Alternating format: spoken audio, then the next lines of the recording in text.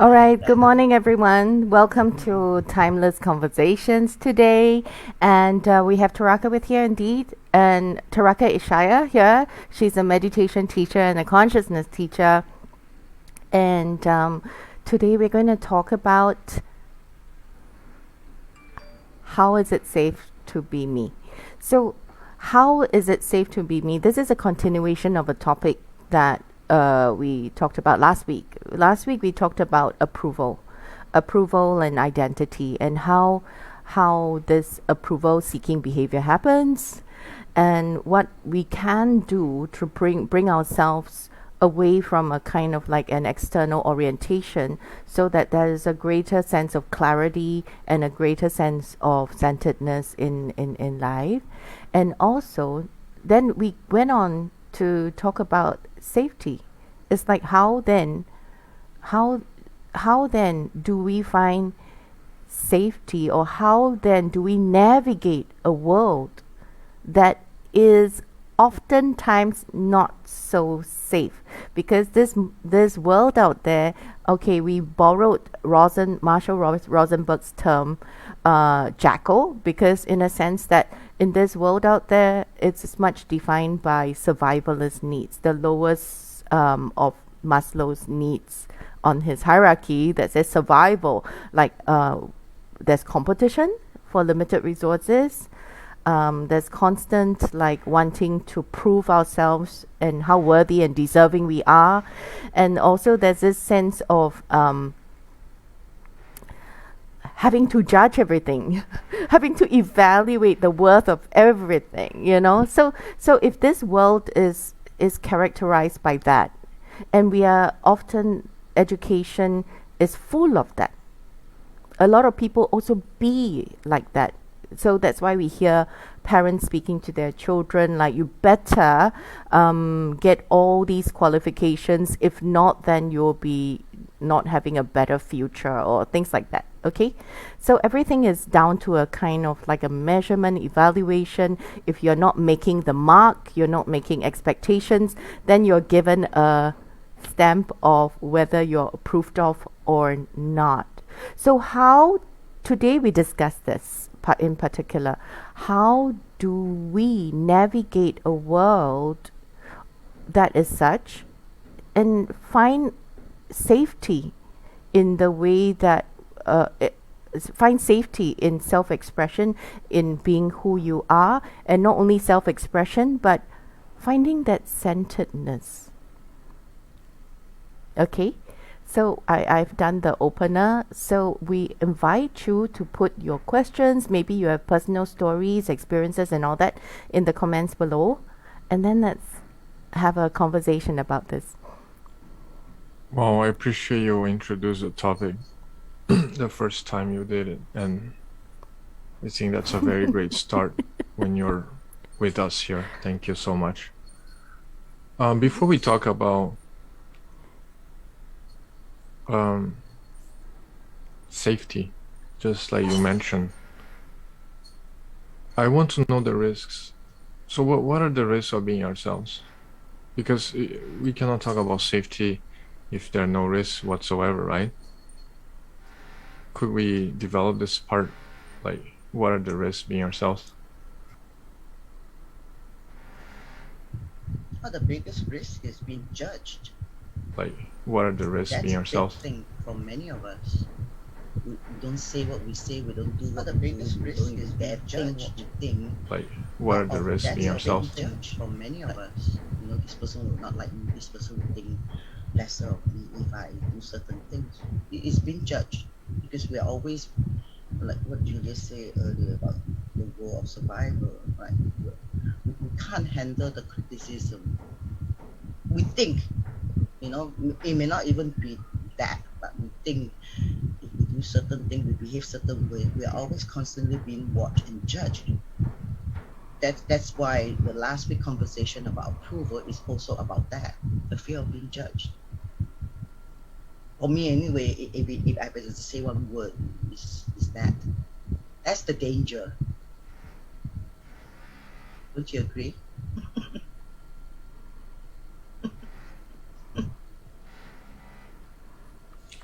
I often hear things that we should not take ourselves too seriously. I think the safety here is not necessarily on how we handle other people necessarily, because somehow we will be categorized, will be judged and labeled. I'm thinking here, like, if we take these things too seriously or take ourselves too seriously, then there is something solid to be hit, you know? It's just like if we have the same properties of water, we can become like solid or liquid or gas. If we don't take ourselves so seriously and be too solid, maybe when comments come about us, you just go through us.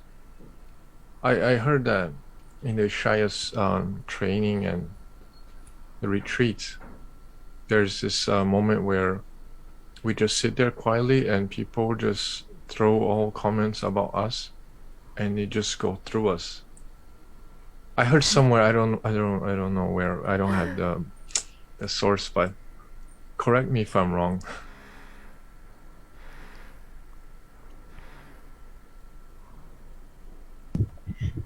Not like that, but simply we encourage every one of us, because this is, I won't call it part of the training, but this is how we can go back to the term, be a mosquito net instead of a solid paint. You don't take things personal, because I'm not saying about a negative comment too. Even appreciation, praise, people are praising you. You should go, oh my God, I did a great job, and then you can't hold on to this praise or whatever good thing people talk about you. It's the same way. Somebody praise you, they say thank you, and it moves through you. It doesn't stick to your experience. It doesn't stick to you. Same with, if again too, like I said, the opposite of appreciation and praise is criticism, right? Quite often, in our external world, we always meet with all kinds of, some people even, very politely coined it as a constructive criticism. Right? When we hear that, we react. Most of the time, we react. We try to defend ourselves. So if we don't, we become a mosquito net. We can't allow, like, we become porous. Allow this comment to move through us, then it doesn't stick. Then we don't react. We don't get angry or feel betrayed and all of that. Right, but not quite the way like people throwing things at you. No. But we do have exercise that we stand in a line and we have everybody, like in two rows, and people are throwing praise at you, and you just receive the praise, right? Giving is one thing. Receiving, a lot of people have a hard time receiving appreciation, gratitude. So that's all I'm going to say about that. Yeah. I have one of our viewers here. She asked me, what's the topic today? And then I said to her, am I safe to be myself? And then she answered me, definitely no. She says, I'm an asshole magnet. So she says that I'm careless, free, not cautious, also look very poor, always alone emotionally, and always overthinking. So she asks how to be me. So according to her, she's unable to be herself because she attracts all these kind of experiences with people. But here in the comment, she's like commenting about the people themselves, what kind of people. But I'm not sure if I put it as, is she attracting experiences or people? So I think this distinction is quite important, because I don't know, for me, I don't have always the same experience with the same people. We meet people every day, and sometimes we may have pleasant experiences with them, and other days we have like some conflict with the same people. So I'm not sure if this is about people or about the experiences that we we attract. And moreover, this is about how we react to people, therefore we're getting this or that kind of experience. So yeah, I'm just wondering that how has the experience treating you girls? I think, if you don't mind, I just make a very quick sharing that I find that people and experiences are one and the same. I think people are experiences to me because they bring a field of they are the field of experience happening, and I think it's nice for you to look at it that way. It's not to say that you attract certain kinds of people, but you could attract certain kind of experiences that recreate the kind of focus and attention that you're giving within. I really want to bring up this point of the enemy image again that I think it was not on our podcast, but yesterday during the clubhouse discussion that we had, that oftentimes in a world that is kind of risky, we are taught to think in terms of enemy images. So there are images in our minds about what is like really risky to us, what is what we are sensitive to, that we are easily hurt by, for example, and maybe it's constituted by time, maybe it's constituted by experiences that one has. So maybe it can be a negative experience, and therefore you find yourself putting your defenses up because you don't really want that experience again. So you form an enemy image in your mind, and whoever comes that shows certain behaviors that could trigger that enemy image, because it's always quite alive in our psyche. So we pick it up and we take issue with certain things that maybe is not the whole of what it is happening out there, but we manage to pick out certain things to be attached to. So these kind of, so when your friend says that I'm a asshole magnet, I want to say that, hey, I'm not saying that you are, but you might actually be creating certain experiences because you have certain things in your mind. So you interact with to the world with certain, with these thoughts in your mind. Yeah, and definitely it is very healthy for you to look at it, like examine yourself to see if you have some of these thoughts in the first place that make you pay attention to what is out there in the universe and interact and have a discourse with these aspects of it. So that's yeah. Okay, all I want to say for the moment.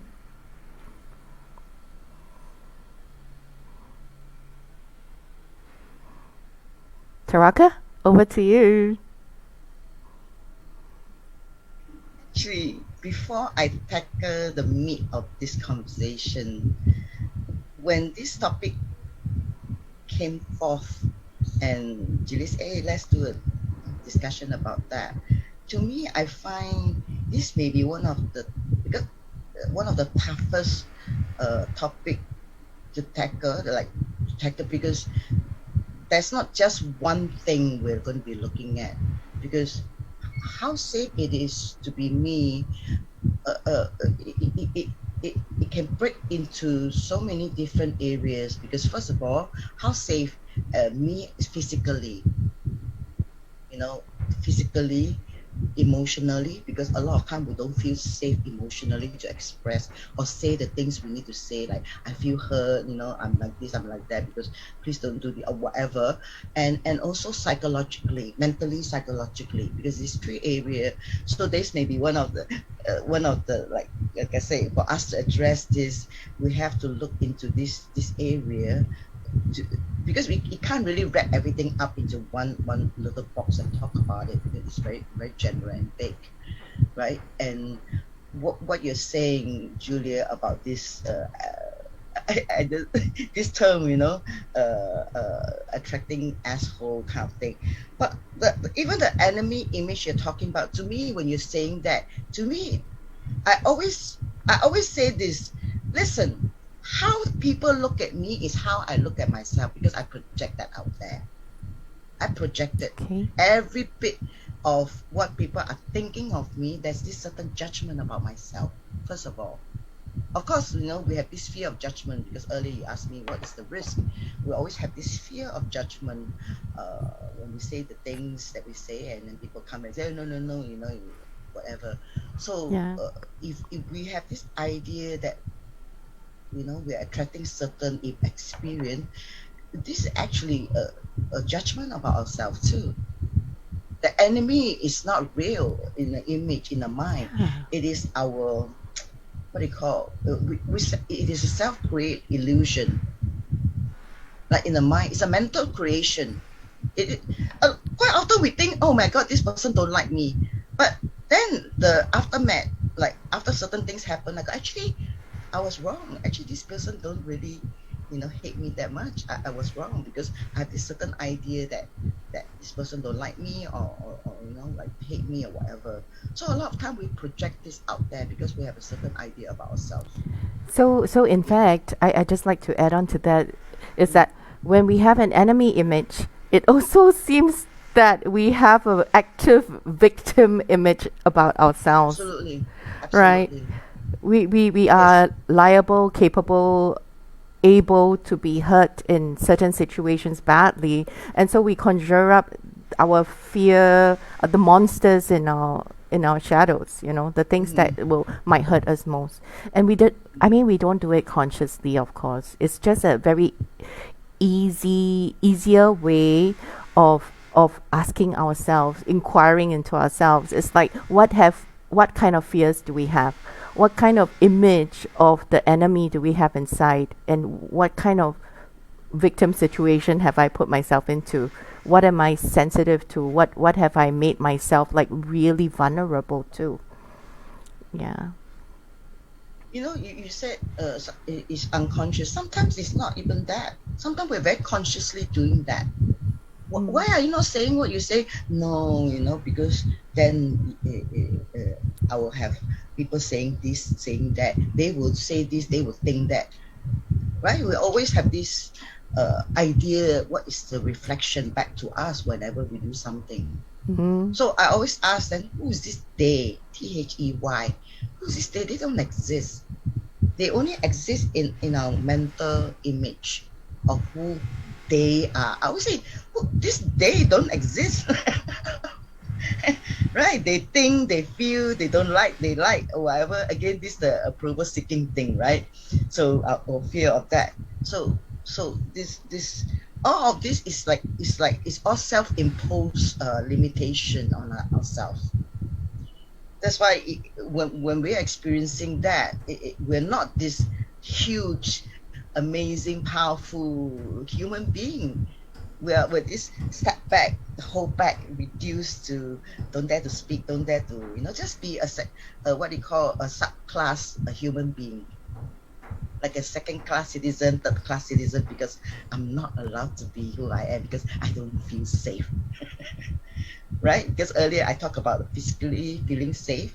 Because if I say something, maybe my mom will just hit me or my dad will hit me, in terms of domestic violence and child abuse, or even in war-torn countries. Right? I can't say things about this certain fraction or this government or whatever, because I've been thrown in jail physically. I have this fear, right? And then, of course, emotionally, often when we feel unsafe, first thing always hit is our emotion. Emotionally, I don't feel safe. I don't feel like I can speak what I need to speak. And psychologically too, the mental safety, because if we don't feel safe, then who am I? Who is this carpet, or who is this person who is this person acting out? Like, that's not me. That's this flesh and bone and meat. That's not really. Again, too, like I said, this is not an easy topic to address, but I love the challenge and see what comes moving through. What do you guys think? I throw it back at you. I Yeah. think that when it comes to the topic of safety, it's a very vast topic, because I know a lot of people, they have defense mechanism system where there are many ways to be defensive. One way is to step forth preemptively and say, oh yeah, I'm boring you again, kind of thing, like, oh, I'm being boring again, I'm sorry, that's a defense mechanism. And people do that quickly, so that whatever response comes is like, no, you're not being boring, just please go on, like, be yourself. So it's almost like, it's not a necessary sentence, but when this keeps happening and the feeling of bitterness or acidity keeps coming out, so when we're interacting with people and defensively they go like that, we feel uncomfortable too, we feel unsafe too. So one of the things that I have been observing is that when people are defensive, or they want to be tough, and they put on this armor that combines ignorance plus defensiveness, so it becomes something prideful and pridefully arrogant. Yeah. That's also a defense mechanism too. So the thing is, what I realize that when we are behaving that way, okay, we're being resilient and we're not gonna get hurt, let's say. It's not easy to hurt someone like that. But at the same time, I think this safety that we're talking about prevents us from receiving blessings, When I mean blessing is maybe a smile, maybe a hug, or maybe someone is a bit moody in the moment, and then you get defensive about that, and then that person can get better over time. Like, just give her some minutes, and then the person get better, and then you could share a great moment together. So I think that this resilience, it's not neutral. We're losing something too. We're losing by not trying to get hurt. We're preventing from not getting hurt, but we're losing very rich experiences here. And one of the things I learned from this great friend from Brazil, he's a ayahuasca facilitator, and he's also teaching Course in Miracles. And then he says that we can never get back home alone. What does that mean? We need other people to see ourselves. We cannot see ourselves alone. Yeah. We have to interact, and what they're mirroring back to us is ourselves. So if we don't feel comfortable, maybe we should look into ourselves and not constantly like pointing out like oppressing people, or arrogant people, or narcissist people and stuff like that. So it's more like into looking into ourselves and see what kind of experience are we providing to ourselves. Yeah, so if we're looking to safety first, always, then how integral are we stepping into the unknown and into the experience, How integral are we looking at ourselves, and where does self-awareness and self-knowledge, where do they fit in our daily life then? Mm. Actually, that's a very pertinent point that um, that builds on what we said just now about people. It's like we come into this world, how do we access experiences? We access it through interaction and connections with people. That is really the field of our experience. And these people in our divine journey, they sort of like mirror back to us who we are in every moment. But when our walls are up, when safety is up, when we are in resilience, the word resilience seems strong, but actually there's some element of protection in it. Like we need to be able to withstand hard knocks, maybe what resilience is about. But it also, that place of safety where we are in protection, we sort of shield ourselves off not only from things that seem dangerous, but we also shield ourselves from the blessings of the moment, which might be encapsulated in that field of experience. Whatever that's happening, our sight and attention is always like caught up in that defense and not so much in the what is the situation affording us, like in terms of our blessing. How is the situation gifting us, maybe in terms of insight, maybe in terms of satisfaction, maybe in terms of love, whatever. It can be anything. But this thing of that, therefore, just now, attending to your friend's question is not the end of the story, not a full stop to acknowledge that, okay, this asshole magnet that she's talking about could have a certain component of a self-creation there, also a certain component. But beyond that, when we find that we are always engaged in that narrative, that we are in some kind of a pattern or some kind of, we are attracting certain kind of experiences, our attention is not elsewhere. We are not in a place where we are actively engaging in seeing ourselves.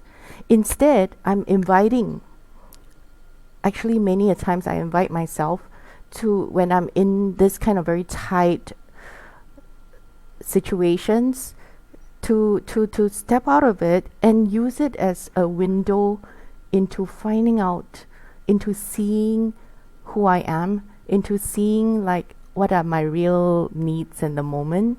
What is it that I'm needing, that I'm feeling so, that I'm not getting or I'm not fulfilling, that makes me so uptight about the situation, so fearful. And when I'm able to see that as a different attention and focus altogether, then I'll be in a space where I'm really like knowing myself. Frankly, it's like to be me, even this statement, to be me, a lot of us don't quite know that from the beginning. It is actually a journey to discover more and more of ourselves, like not only in terms of our own capacities, not only in this unique persona here, but in discovering our divine nature, for example, which is quite important. For many of us, I think life will show us that actually we are larger than what is this character that we are in, right? So this journey of discovery, to be me, is a very dynamic one, and we will only know when we are in interaction with events, and life will show us, right? So if our attention is shifted to that, there might be a very fundamental change in experience. Then we have a chance to even see clearly some choices that have opened up, like, oh, maybe in this situation then I need not think in a certain way. Maybe I can try something different. Maybe I can change my usual response. Maybe I try to drop my defense, and maybe I try to step out a little bit more. Okay, so this stepping out and connecting to even knowing who I am is just the first step, but it's a very integral step. unless and until, for me, I'm able to observe myself and see myself through the experiences, I will not have a window to knowing who I am. So safety actually is interesting in this statement. It's kind of sometimes an inhibitor to that self-seeing. Yeah. This is very interesting because I just realized that there's a tiny feel or seeming cruelty to use the term to be me. It's like so limiting. It's almost like we already molded what we are and the image of what we are. And therefore, we even know what are the safety measures to protect this me. So it's like, how much are we depriving ourselves from experience, right? This is so crazy, right? And then we become like this radar monitor, like, oh, he's behaving like that, asshole. It's like we're already detecting, like, okay, no, it's like not for me. So what's happening to us? You know, what is it to be me? I honestly don't know what is it to be me. I don't even know if it's safe to be me or not, because then what is the danger, you know? This is so crazy, right? Thank you for bringing this up, Julia.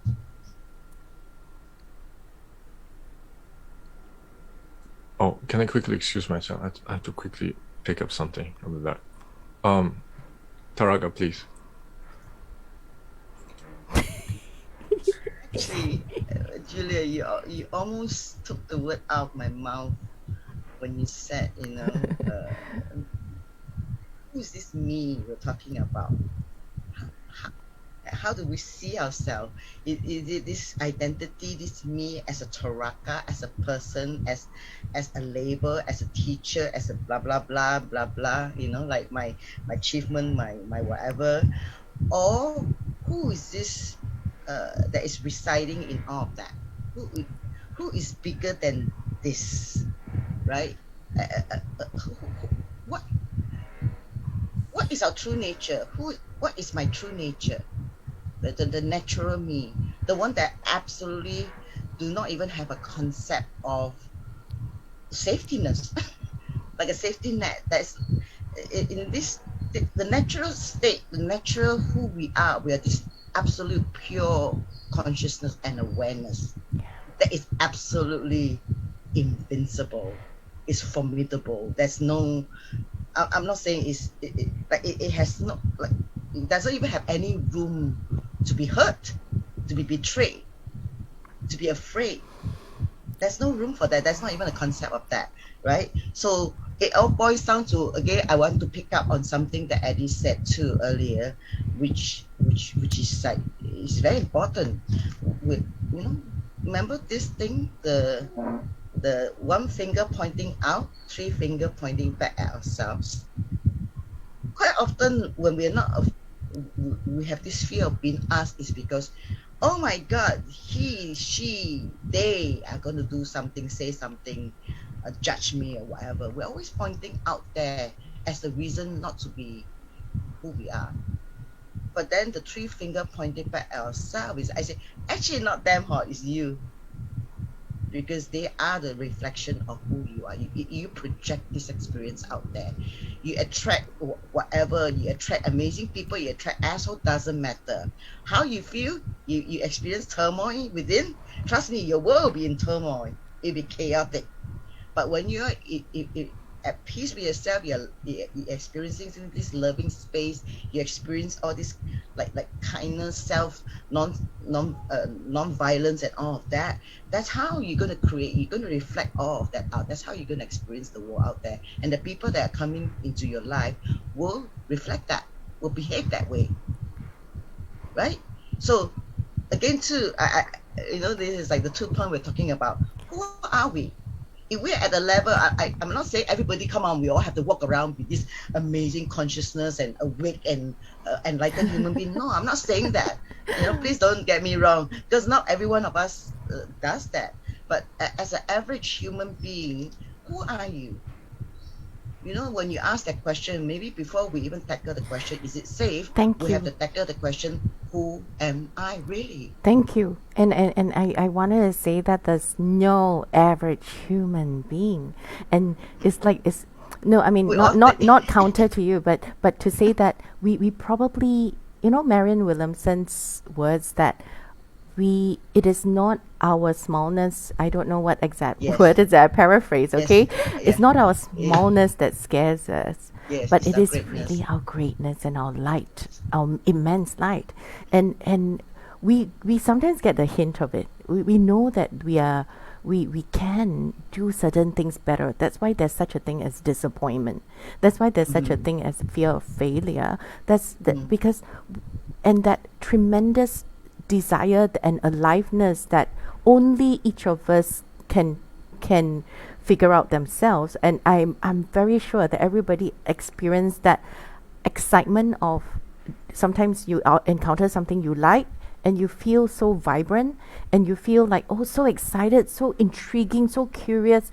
I mean, all these are windows to how we are potentially how potentially we can engage with the world in a more in our uniqueness, our unique interests, our curiosities, our attention.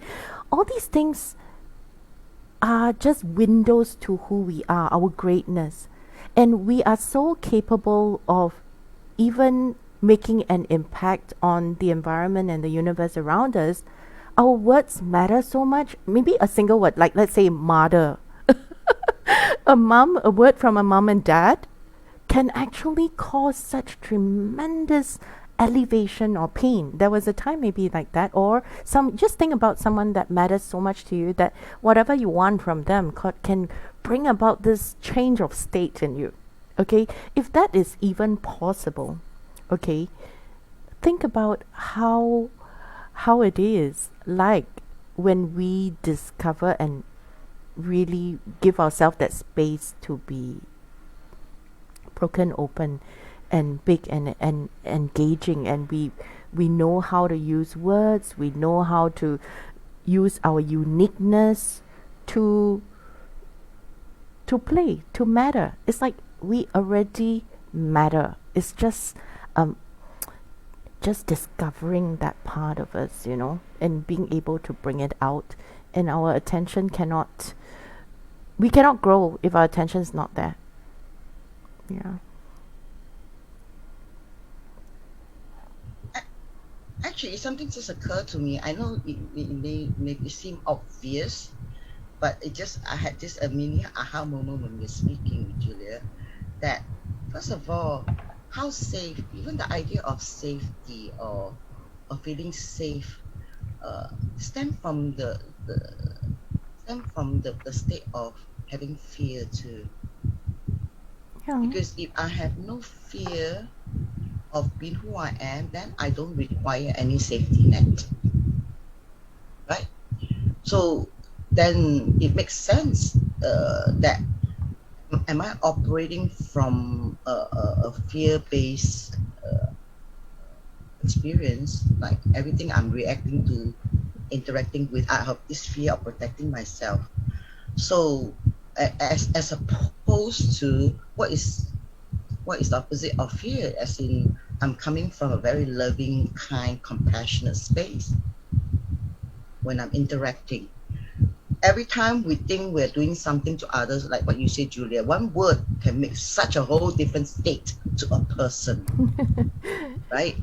When you praise somebody or you criticize somebody, make a whole extreme. It can be an extreme thing. So when I'm not saying we have to watch everything, watch every step, walking an eggshell again. Remember the eggshell Yeah. culture that we're always constantly, like needing approval kind of thing. But then, as a guideline, that's how I always see it. That's why the praise, gratitude, love, and compassion moving outward from us. When we're so busy doing that, where is it even any room to grab a safety net? Right? To make sure when I fall, I have a net that can catch me, right? Because you'd be very you be in this state of grace, you be in this state of kindness and all that. That's not even an idea of feeling safe or not. You're just you expressing all this amazing, beautiful expression. So fear-based, again, that you just can't. I know it. Like I say, it sounds very obvious. It kind of just occurred to me.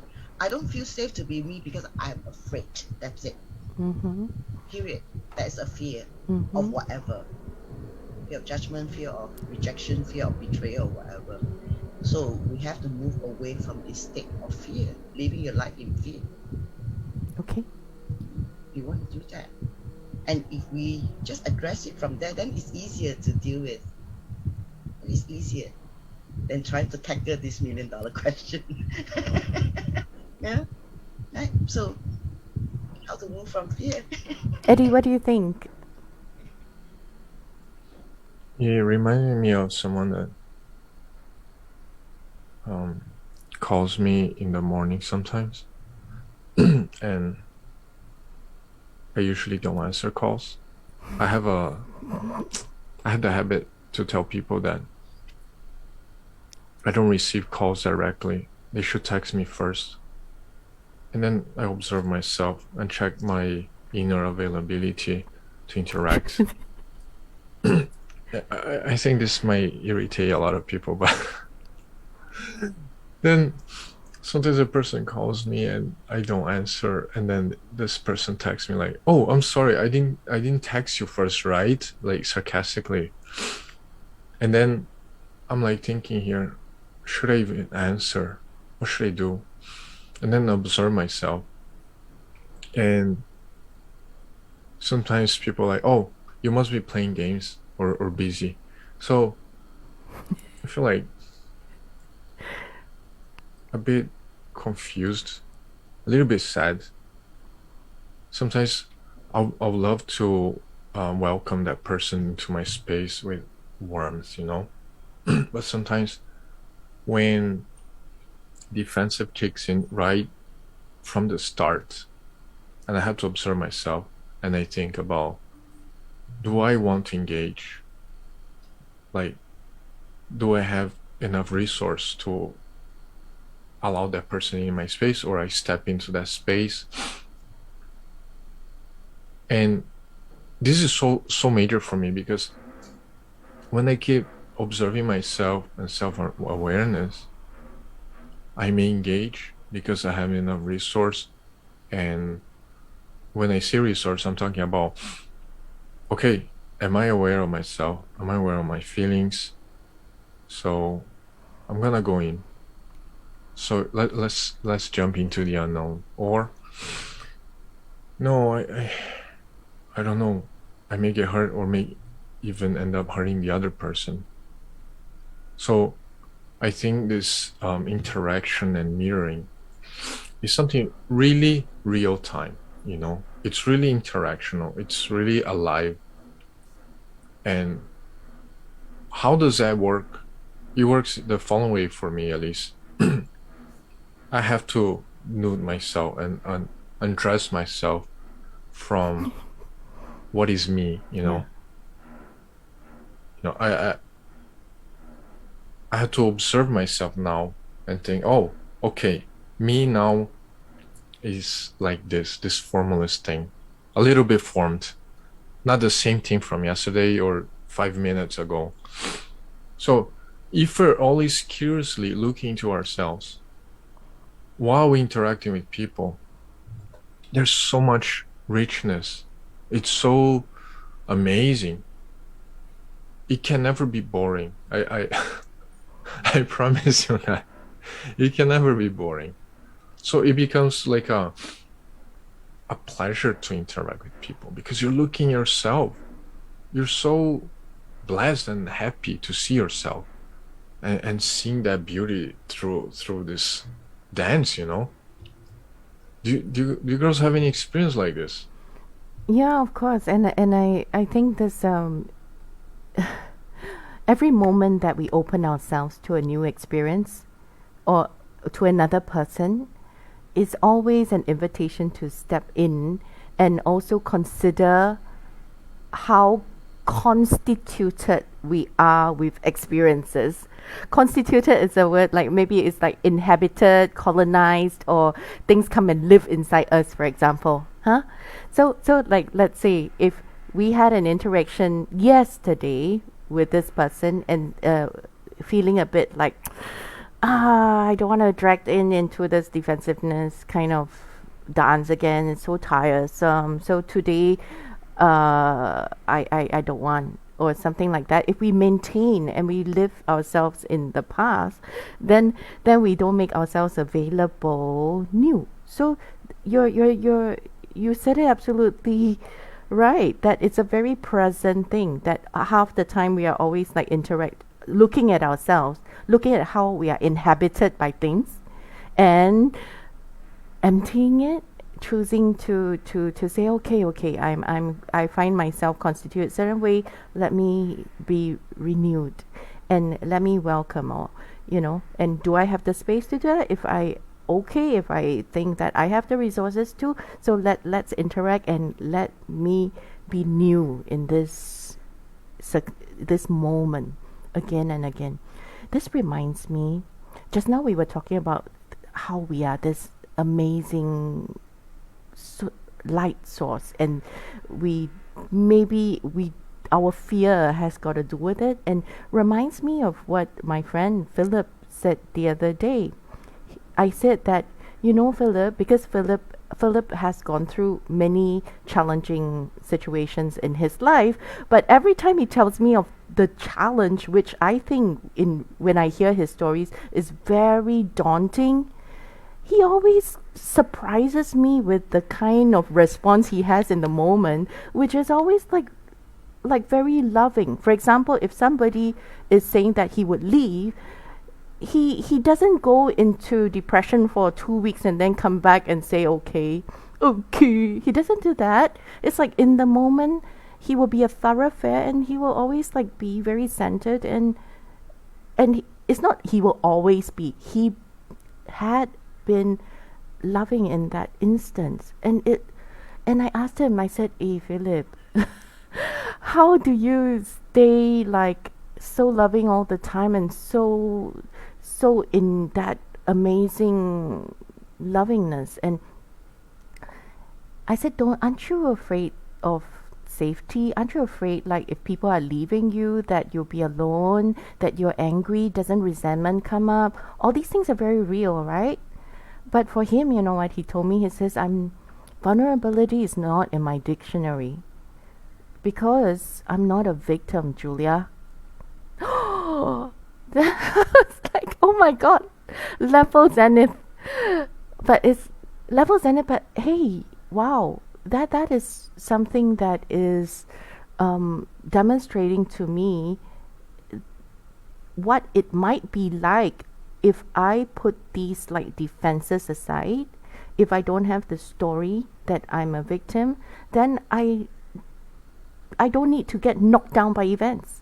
Like, then that means what he's doing is almost like what Marshall Rosenberg is saying when he says we learn a kind of literacy of that light nature, literacy of that loving nature. He calls it the giraffe because the giraffe is the land animal with the largest heart. So he calls it giraffe consciousness. So cute, huh? And what, I don't know, Philip must have like gone through life to learn that and be that, where he's able in the moment to tap into his giraffe heart, and whatever people are doing to him, he doesn't take personally. Whatever people are doing to him that might cause tremendous hurt, he only sees, how can I be loving now? So he told me that love is not anything to him, but adding the ing is his being. How am I loving now? Well, it sort of shifted my paradigm. I thought it's very relevant here because when we are not in the victim consciousness, we are not always worrying about self-protection, and we can be in that space of shining who we are. Yeah. There's something you mentioned just now about when somebody's moody yesterday, and then you talked about going on to the next day, like today, and then that person was a bit moody yesterday, and then you talk about maintaining that image. There's something I learned in a lecture about nonviolent communication when people talk about respect.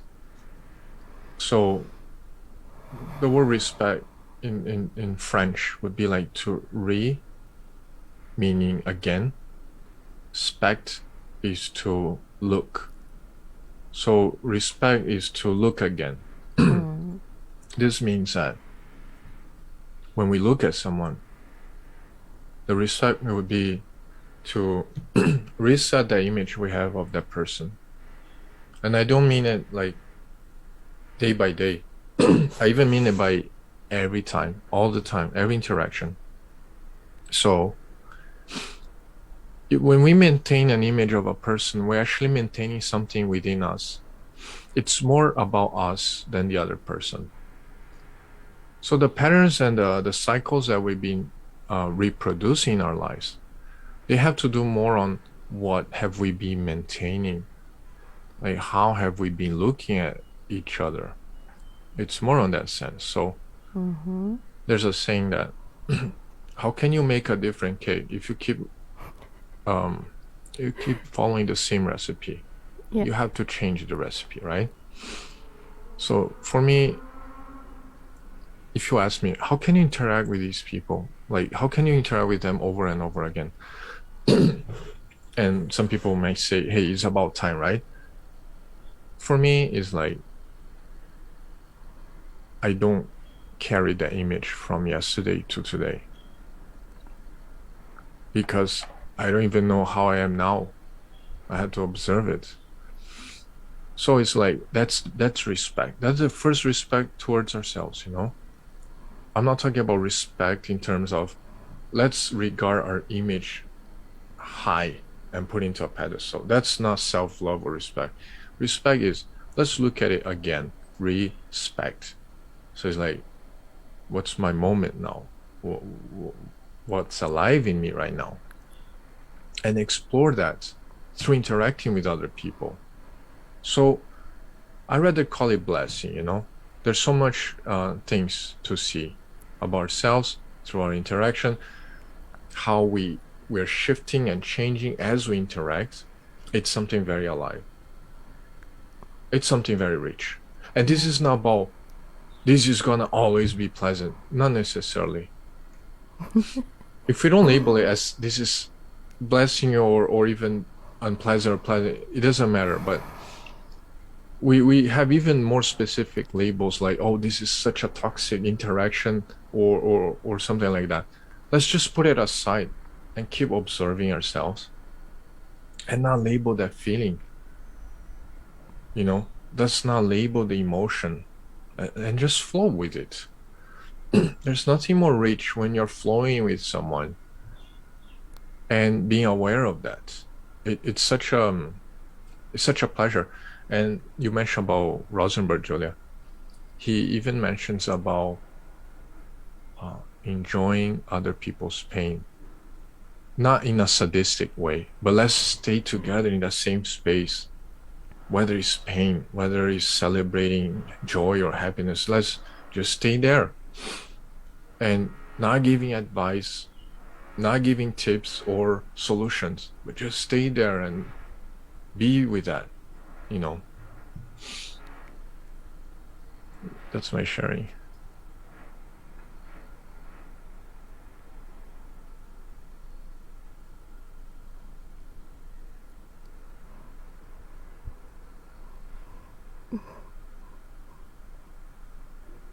I'm drawing a blank right now.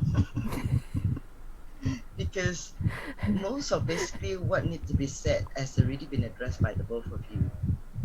But if anything, I want to put a bit more emphasis upon, especially when you're talking about victim consciousness earlier, Julia.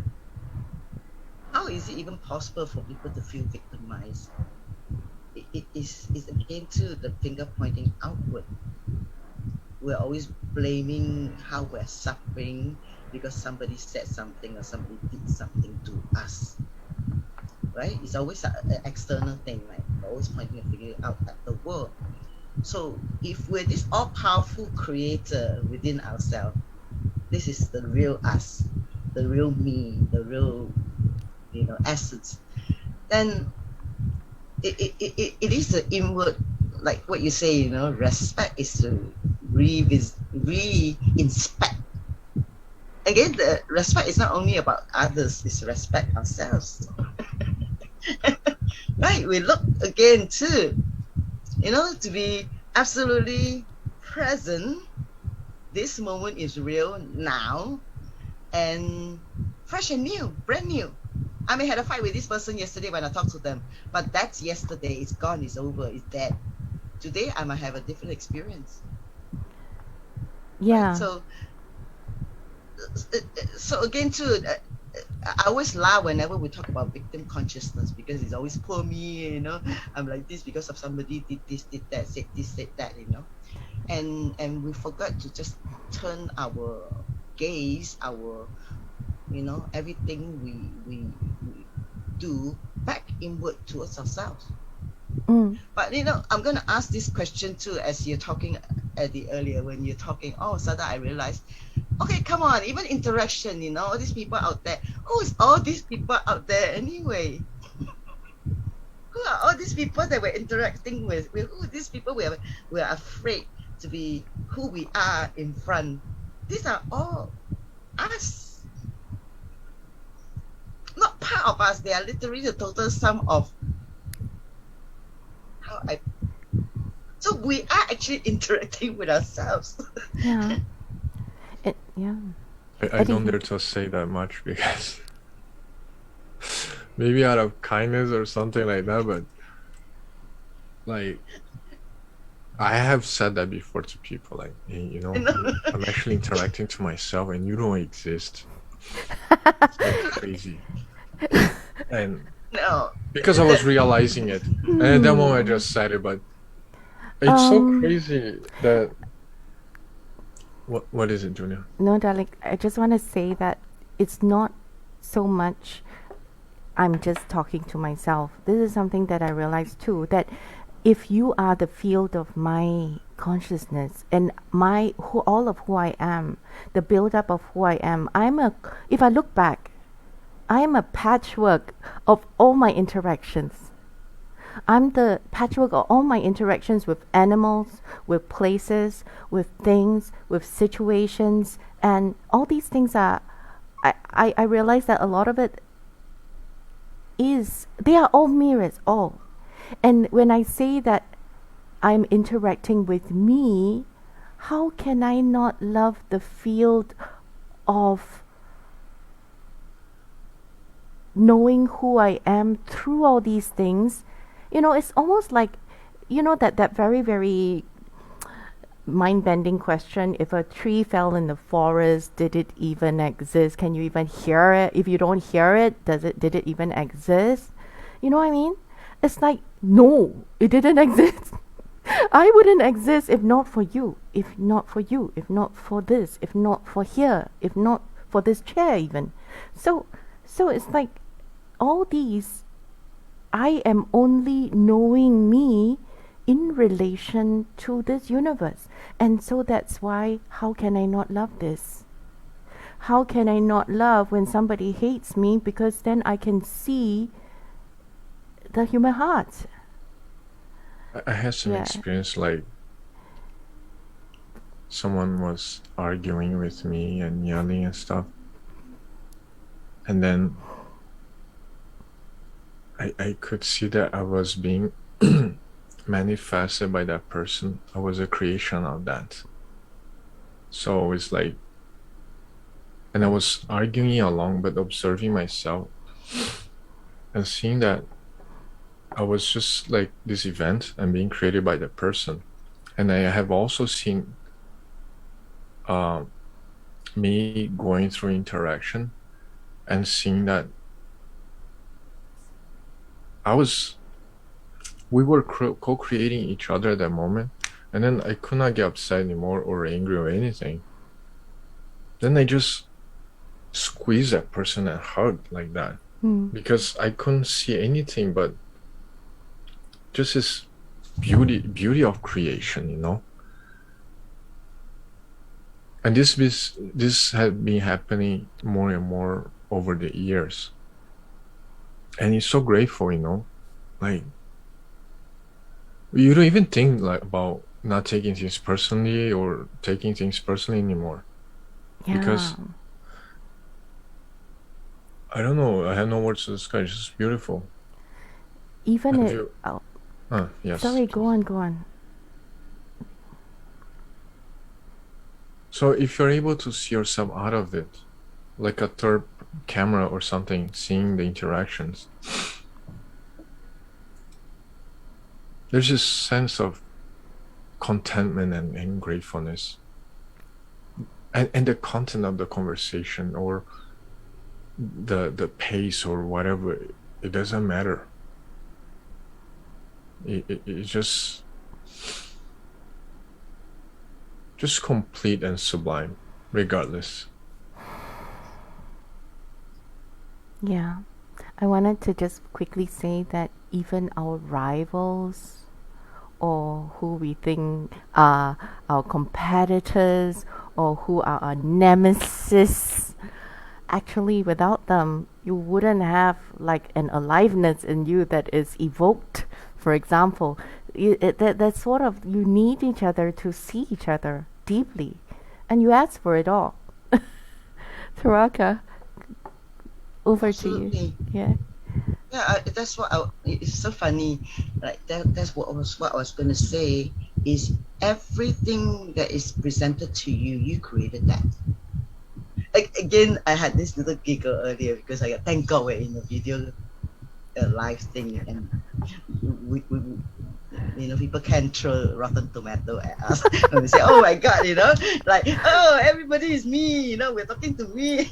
Like, no, actually, I want to simplify that even a bit more, as in, come on, if we are always reflecting and projecting outward and creating the people that comes into our life to help us grow, basically that's the only reason why our consciousness come into this body, so that we can evolve, right? We can evolve and transcend into the next level of evolution, whatever, like we're learning and growing and expanding all of that, right? So when I say everybody is me, you don't exist, no, actually, it's not about you don't exist.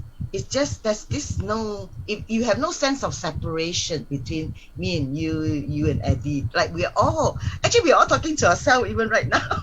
We're having like a triangle dialogue within ourselves. Yeah, it's almost like I split it up. Yes, like projected outward, so we can have like a beautiful interaction, beautiful alive conversation. Otherwise, if you everything in our experience in our life is, if we're victim to that, that means I didn't create that. That means there's this separation, like there's this broken communication now, because then it's, you know, we look at things in it's so fragmented. That's why when I brought that up, I'm just saying everything is created by us, everything is projected by us, everything is all of us in every moment of our life. Everything is that. I know as a concept sometimes it's not easy to understand, but it's as simple as when somebody said something to you, said somebody hurt you, or actually, you know, do we even allow that? Because nobody can hurt you unless you allow that. I always say that nobody is capable of hurting us unless we give that power away to be hurt. Yeah, and we only know all these through some form of retrospection, in a sense that, you know, of course, it's only when looking back we get some sense of Oh, yeah, it felt so miserable when I was in that relating, but Mm. now I wouldn't be who I am if not for that. For example, if we if we can see that, then like what you say, that part about that victimhood sort of like eases. It no longer becomes an enemy Mm. trying to extract something from us, Mm. extract our as if wanting to destroy us, but more so it becomes an experience for us to see ourselves. But okay, rather than going to letting this discourse be going back to general kind of these large things that people might not know how to step into, could we look at this? It's like if we know that this safety of being me, the human condition where people are constituted and we are an ing, we are not a thing now, it never evolving formed. We are not that. But we are constantly in flux. We are in the moment different every time. We are unique and moving and changing. If we know that, then what is the implication for us to be to ourselves and then to be to others? In Rosenberg's terms, he called it like we come to life really to explore our aliveness, and it's not only Rosenberg says that, it's like every religion, every philosophy points us to that being our unique self, the self of no question worth. We are just like we matter and we have right to be here, and no matter what angles you look at it, we are being that. But the thing, we want to be that, but it's a process. And if we know that it's a process, then how do we relate to ourselves and others? And in Rosenberg's term, how do we make life alive, and how do we make life more wonderful for ourselves and others, knowing that we are constituted and inhabited by this kind of judgmental talk and the way of thinking?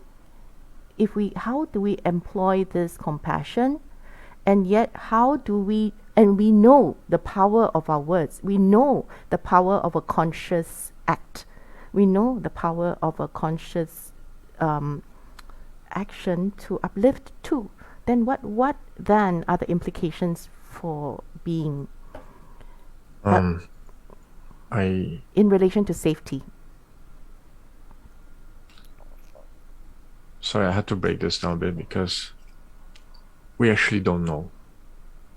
We don't know the power of our words. We don't know the effect of our words and interaction. If we start from this original standpoint that we are this, we know that, blah blah blah, or we want to achieve this or that, then we're not truly observing and aware. I've been using kind words, complimenting people and stuff, thinking that it will bring me good results, but that's not it. There's no equation or a system that we follow and it will work out. There's no technique for that. Like when people compliment me nowadays, I think like, okay, so this is how you see me. Okay, good. It's like, it doesn't flatter me anymore. And I don't compliment people like, hey, you're really good. Unless that's my experience, Of course. It has to be very, very intimate and personal. Very And good. so I try not to think like, am I being loving now? Because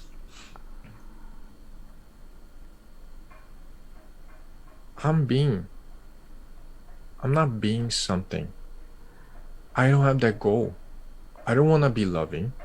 I don't want to be anything. What is happening is that I'm observing whatever is alive right now, what is being through right now. But why label what this is? Why keep creating images over images? Because this is also always like shifting and moving and dynamic, right? So I don't see that the point of that. And number two,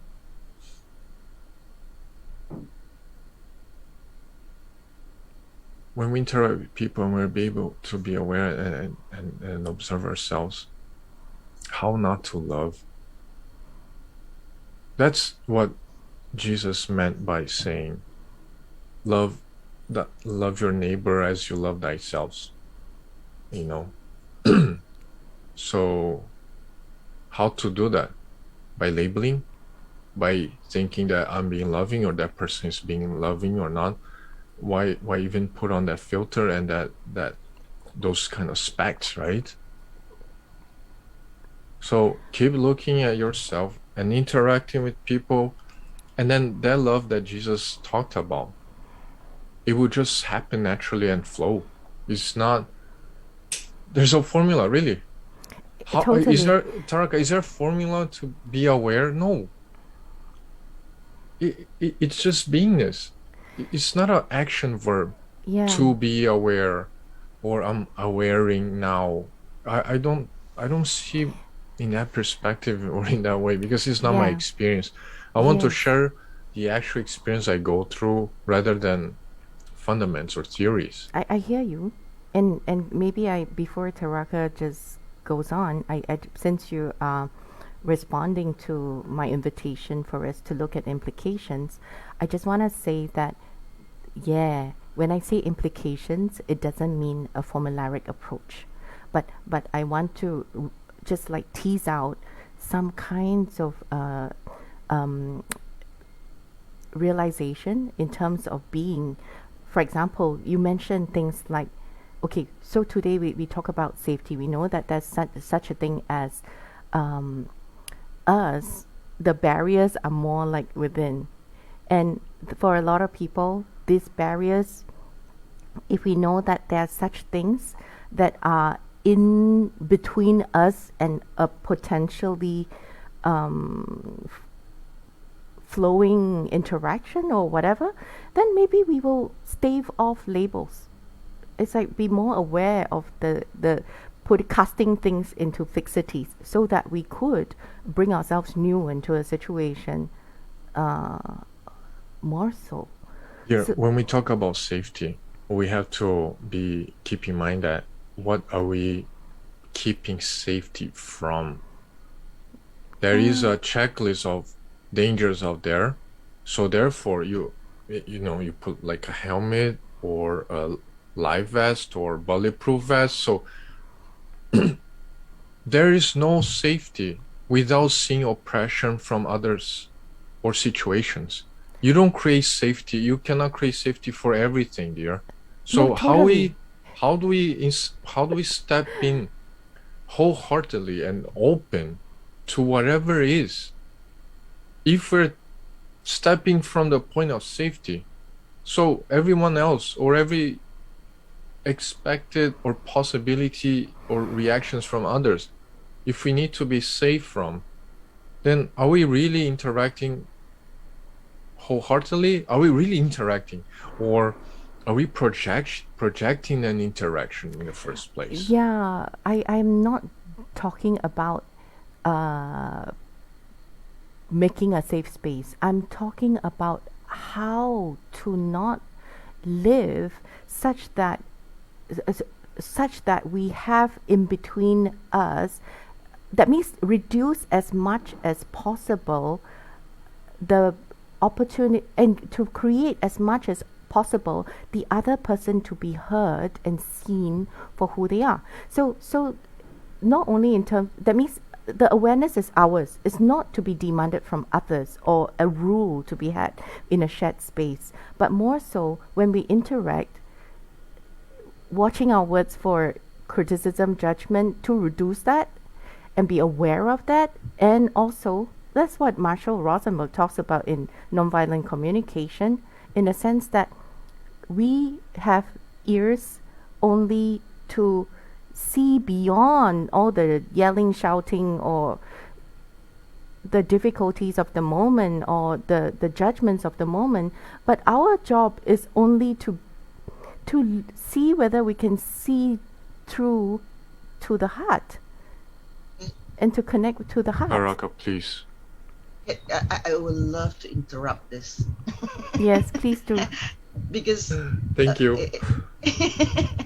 because actually the question we have here, right, the answer is the same as what we had last week when we're talking about the need for approval. It's the same answer. How do we live our life feeling safe? How do we live our life not walking on eggshells?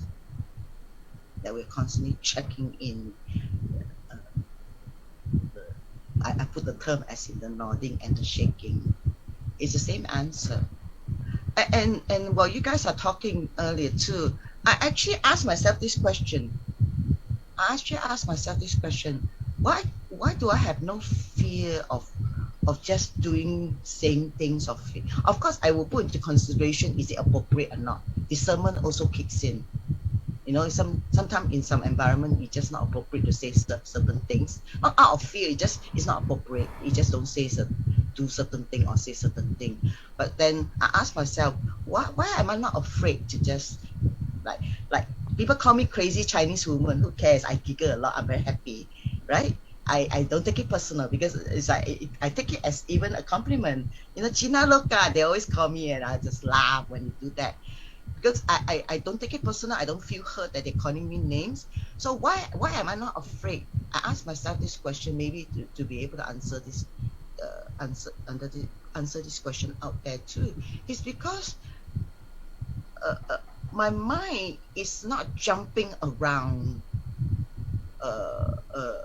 constantly checking in the past, in the future, because I'm here. And everything is absolutely perfect right here. You know, perfection only happens here and now, not in any other moment. So within this experience of perfection, because everything happens, unfolds, is absolutely is perfect. Even our idea go, no. We try to nitpick our experience. Then our mind is no longer here. We're jumping. It's already starting to like jump. So why am I feeling safe? Because it's been here. We said earlier that fear don't exist in this present moment. I have no fear of being, maybe after met somebody might say something or somebody criticize me or judge me. Then there's another moment already that I deal with it in that moment. Right now in this moment, I feel invincible because I'm not living in any other sub-state. I'm living in this absolute perfect whole full moment. Exactly. So I think that's the answer, right? How do we move out of that? How do we feel safe? Actually, within this perfection, this present moment, it's the most safe place I ever experienced. It is so familiar. It feels like returning home. It is like I'm being embraced in this, you know, like I feel so safe to be me. Right now, even when we're having this conversation, if we are three of us are not here in this present moment doing this, come on, we will not have this. I will not feel safe, or I will not feel alive to be able to just put things out like that. Because I am here with the two of you. And there's not even this concept that I have to hold back and not say certain things. Of course, we don't swear, and we don't, you know, get into politics, and we don't get into stuff that is controversial. Yes, there's a discernment, right? So that's the answer. How do we do that? I want to thank you, Taraka, because usually while you're talking, I'm meditating. Because is it that boring?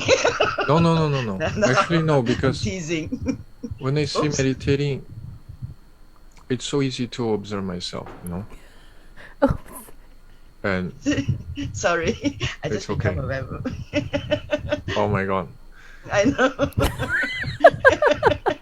So it's like Oops. You wanna off and on again? Yeah. No, that's No, what off and happened. on the video again? No. It's funny. It happens. I accidentally click stop video because something wrong with my camera. When I do that, I have to reboot my whole computer in order to get my. okay, then you just stop the video and we stay with your picture then. Yeah. So I apologize for that interruption. no, it's okay. So it's quite rare, these interactions where we're talking and we're able to meditate and observe ourselves. Sometimes I do that when I'm in extreme situations of some conflicts, because the situation makes me like compelled to be that way. But when we are talking, the three of us, it's just natural to observe myself and be in this meditation mode. I don't know if you both feel the same way, but at least this is my experience when we're here in our podcast.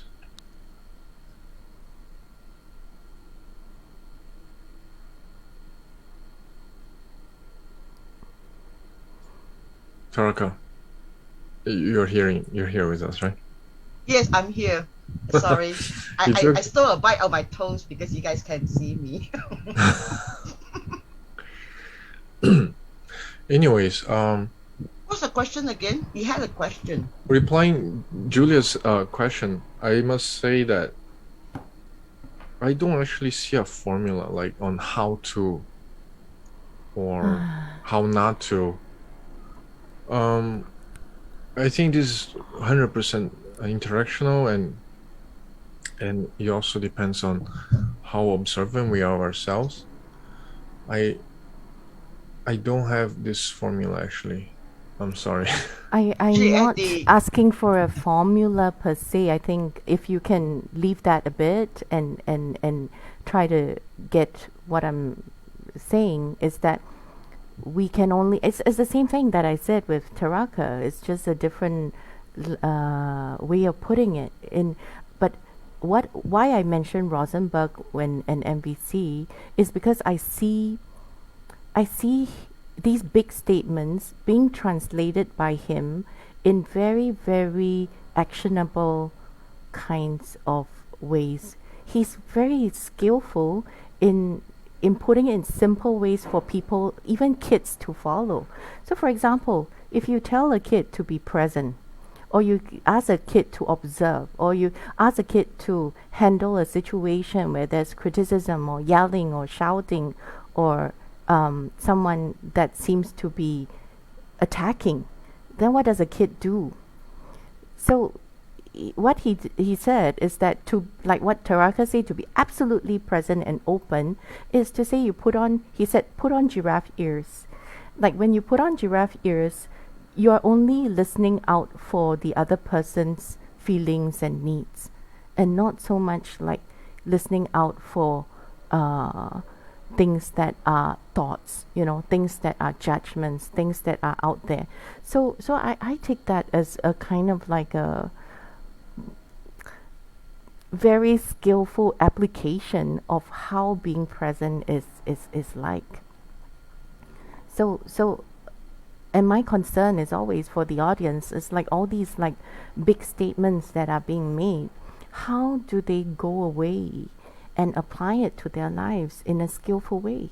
All these need to be, it is like almost like helping that consciousness to manifest. Can I add something to that? Yeah, sure.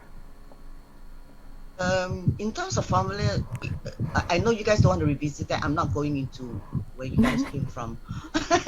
I want to say there is a formula and there isn't a formula. Yes and no is the answer. Because when I say there's a formula, actually there is. We have to cultivate, we have to discipline ourselves, we have to practice to stay here. It requires a certain format. It does. every day I meditate 3 times a day. When I'm interacting, I'm present. All of this is all it requires practice, because not everybody can just be present and remember to be present. Basically, we're always present. We always forget. We get caught up in life. We get caught up in everything, and then there's no formula. Is once you experience, you are able to come back, constantly coming back. It's like the journey of return. You're always coming back to this present moment. Then there is no formula from then on. That is not, because in this absolute perfect moment, right here, right now, we're not in a head. We're not in a head. Let's point this back to a bit of like consciousness talking. Okay, we're in a head. We're thinking about this and that. We're worrying about this and that. We're not in our head. We go beyond the mind. Exactly. There's not even an idea or concept of I need to be safe in order to speak. I need to be feeling safe in order to be me. To be Absolutely. honest, that's not even a concept of me. Yeah. Once you go beyond that time and space, there is not even a concept of this me as a Taraka. It's just this infinite flow that's always expanding and playing and embraced by everything, by purity, by joy, by compassion. So we don't live, because we are always giving our mind too much attention, thinking about stuff. That's when we get caught up into this approval needing, feeling a fear of being rejected or being judged. All of this is a mental state. Then if we look at it this way, then oh my God, then my life, I have a choice. Because before this, I don't have a choice. A choice, because I'm always constantly don't feel that I can be me. But then if we look at it this way, that means I'm in my mental, that means I'm thinking about stuff. My head is busy and crowded with a lot of thoughts and voices and saying this and that. Then I have a choice. I have a choice to live my life, continue the way it is, with a lot of thinking, a lot of living in the past and future, or I have a choice to keep learning to come back, keep practicing to come back here. So that I assume this would be like a solution, so that the audience that are listening knows that, oh my God, these guys are talking, and then they talk around it and talk about it, but then I still don't know what to do. I still don't know what to do, right? Because people are always looking for certain solution, and we are giving that, right? So all of us are not victims, because we have a choice how we want to live our life, in a victim mode or creative mode. Yeah. Because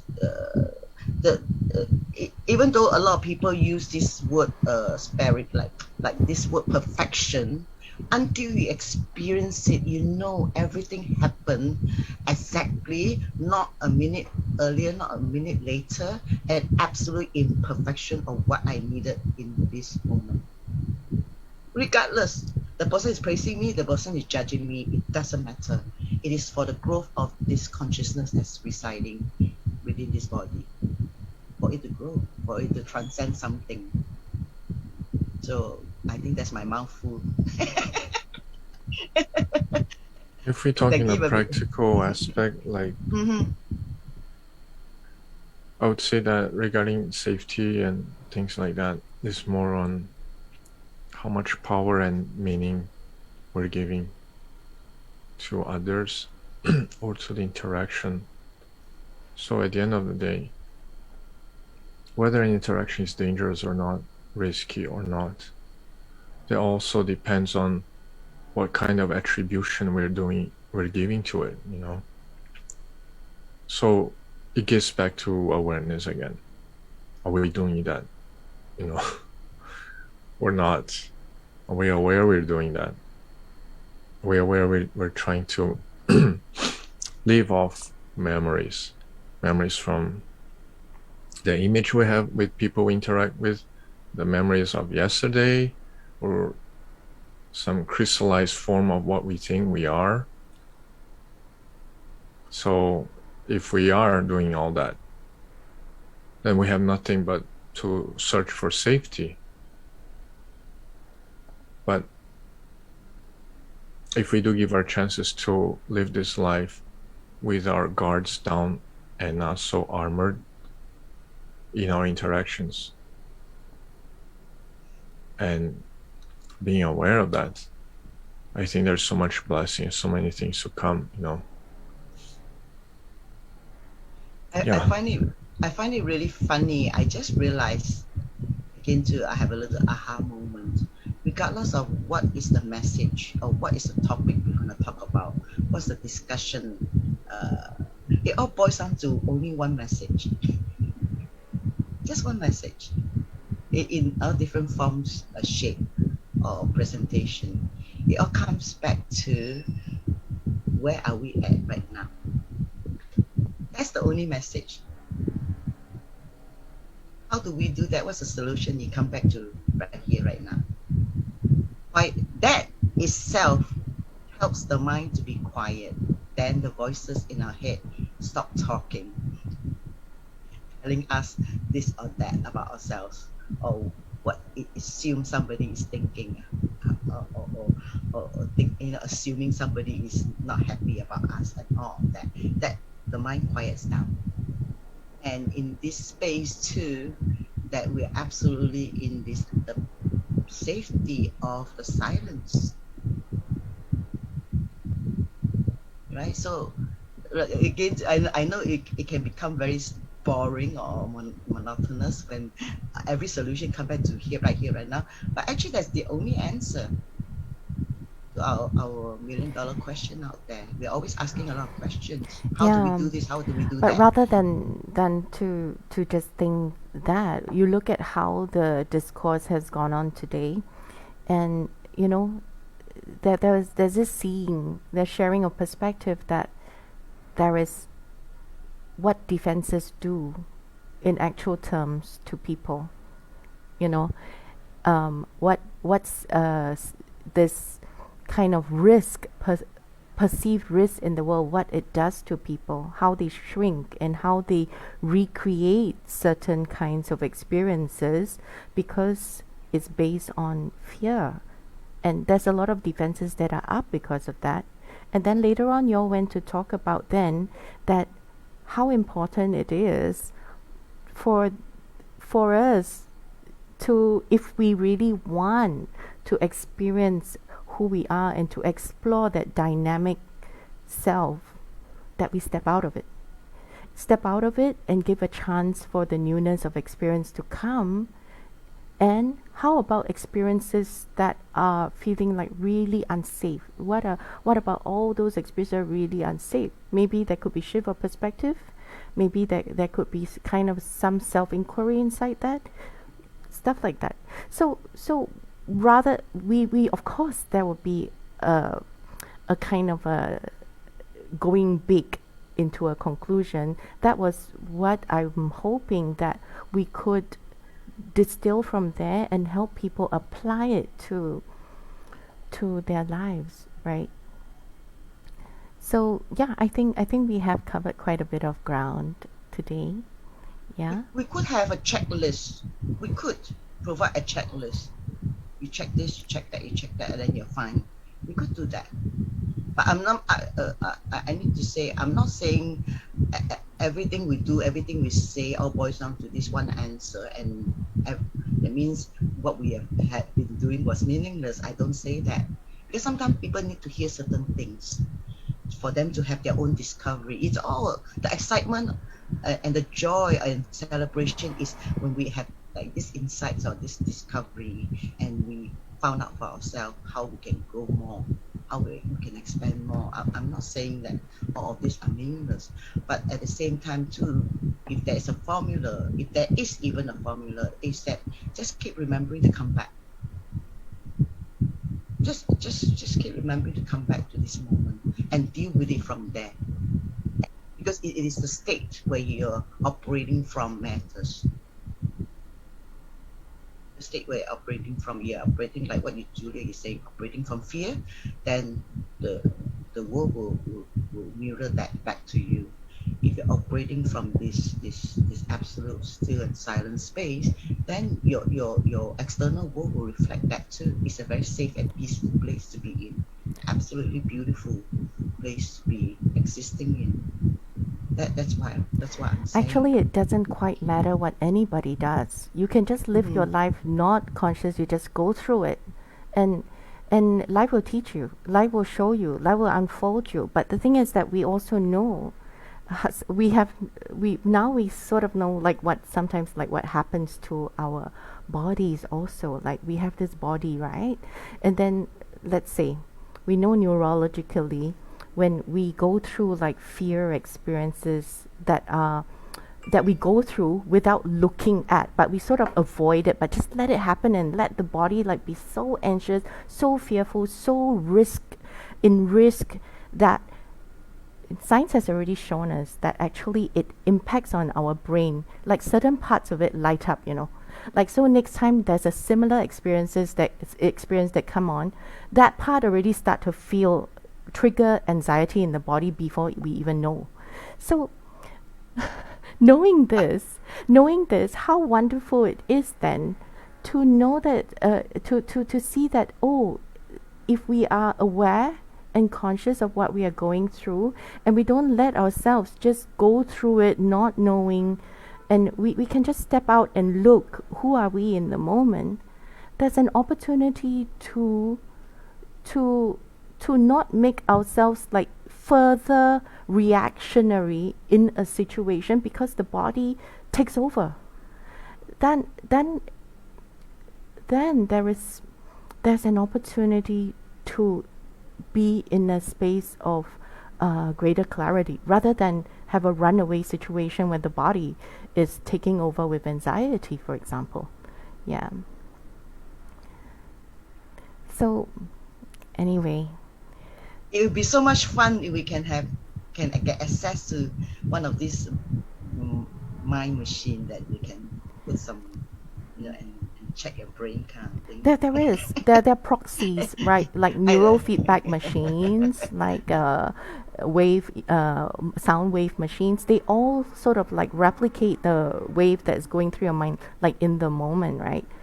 So, but anyway, so that's why it is definitely, like, I'm very grateful that we managed to look at this thing called safety, and how what are the barriers to safety, and what we possibly could look at, what it means to us, and maybe we have a clear seeing about it and how we cope with things.